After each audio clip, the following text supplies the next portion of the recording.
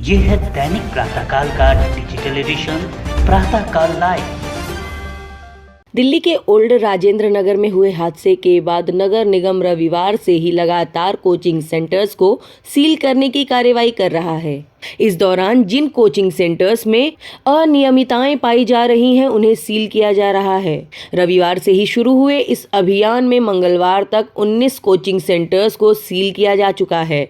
मंगलवार को मेयर शैली ओबराय नगर निगम अधिकारियों के साथ प्रीत विहार पहुंची। उन्होंने प्रीत विहार के नियमों को ताक पर रखकर बेसमेंट में संचालित हो रहे कोचिंग सेंटर्स का निरीक्षण किया।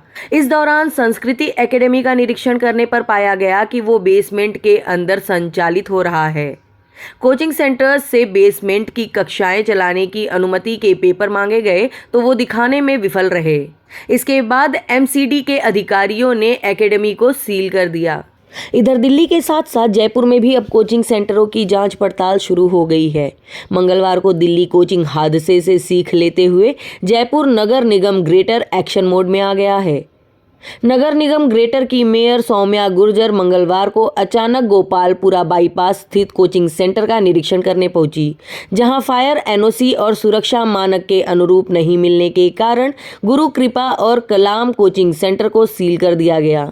मेयर ने राजधानी के कई कोचिंग इंस्टीट्यूट का अचौक निरीक्षण किया और कोचिंग स्टूडेंट से भी बातचीत की। मेयर से बातचीत के दौरान दिल्ली की घटना से विचलित होकर रोने लगी।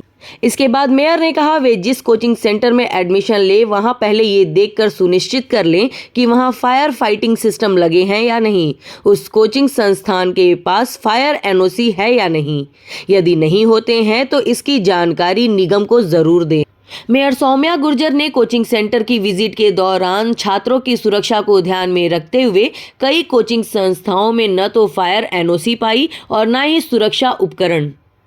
इसके बाद निगम की टीम ने कलाम इंस्टीट्यूट के एक क्लासरूम में 800 छात्रों को पढ़ाते हुए पाया, लेकिन यहाँ किसी भी आपात स्थिति में बच्चों के जल्द से जल्द सुरक्षित बाहर निकलने का कोई रास्ता नहीं था, जिसके बाद कलाम इंस्टीट्यूट को सीज कर दिया गया। वहीं गुरु कृपा कोचिंग में यूडीएच टैक्स बकाया और फायर एनओसी नहीं होने के चलते इंस्टीट्यूट को सीज किया गया है। दूसरी ओर दिल्ली में कोचिंग सेंटरों को सीज किए जाने की हो रही कार्रवाई पर मेयर ने कहा कि पूरी दिल्ली में कई सारे कोचिंग सेंटर्स में एमसीडी की बिल्डिंग बायलॉज की धज्जियां उड़ाकर रख दी है। एमसीडी इन सब पर कार्रवाई करने जा रही है। राजेंद्र नगर में कोचिंग सेंटर में बेसमेंट में अवैध रूप से संचालित हो रही लाइब्रेरी में अचानक पानी भरने से 3 बच्चों की जान चली गई। पूरी दिल्ली में बहुत सारे ऐसे कोचिंग सेंटर्स हैं जो अवैध रूप से संचालित हो रहे हैं। परिवार के सपनों को ध्वस्त किया गया और सिर्फ एक व्यक्ति या 2 संस्थाओं को बंद करके पकड़ने से काम नहीं चलेगा। इस संस्थान में दिक्कत है और राजस्थान के अंदर भी जहाँ जैसे स्कूल चल रहे हैं जहाँ पे नियम कानून का उल्लंघन हो रहा है और खासकर नौजवान का दुख होता हमें पड़ते हुए जब बच्चे सुसाइड कर देते हैं या उनके कपड़े टूट जाते हैं या उनके पेपर लीक हो जाते हैं या इस प्रकार के हॉस्टल में जहाँ रह रहे हैं उनकी कुछ सुविधा नहीं मिलती है।